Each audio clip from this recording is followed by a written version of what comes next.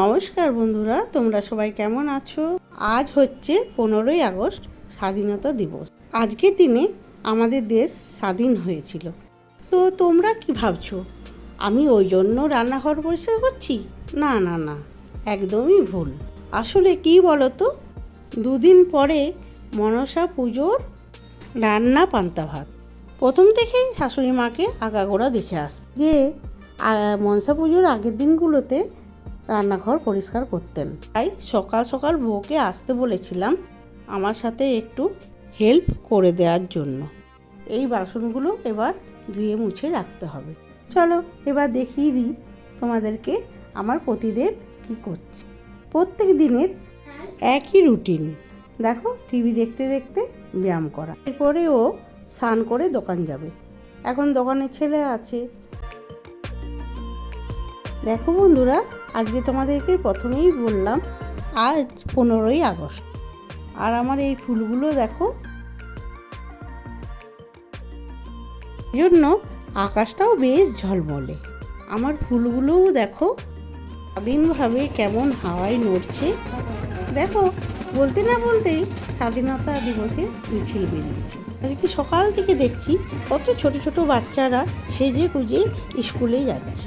তখন সেই ছোটোবেলাকার কথাগুলো খুব মনে পড়ে যাচ্ছে। চলো রান্নাঘরে যাই। কালকে ইডলি করব বলে চালটা ভিজিয়ে রেখেছিলাম, চাল আর ডাল। দেখো সেটা আমি পেস্ট করে নিয়েছি। আর ছেলে মেয়েগুলো বলছে আমরা চাউমিন খাবো, ওই জন্য চাউমিনেরও আমি সবজি কেটে রেখে দিয়েছি। আর আমি ইডলিগুলোও করে নিচ্ছি। আর ইডলি সাম্বারটা দেখো কাঁচা লঙ্কা রসুন দিয়ে মিক্সারে পিষে নিলাম। চাউমিনটাও বসিয়ে দিলাম। দেখো চাউমিনের সবজিগুলোকে আমি ভেজে সেদ্ধ করে নিলাম। তারপর চাউমিন আমার হয়ে গেছে, আর এইদিকে ইডলিও হয়ে গেছে।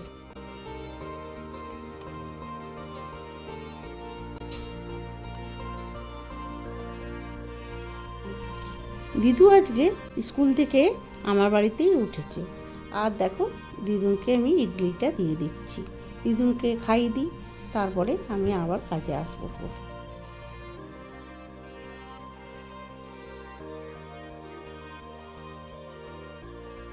দেখো বন্ধুরা, একদিকে সাউথ ইন্ডিয়ান আর একদিকে চাইনিজ।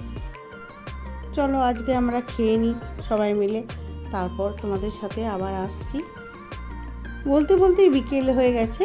আর দেখো আমার ছেলে ফুচকা দিয়ে গেল, সেগুলো আমি আমার মেয়ে খেয়ে নিচ্ছি। আর আমার নাতনি বললো খাবো না।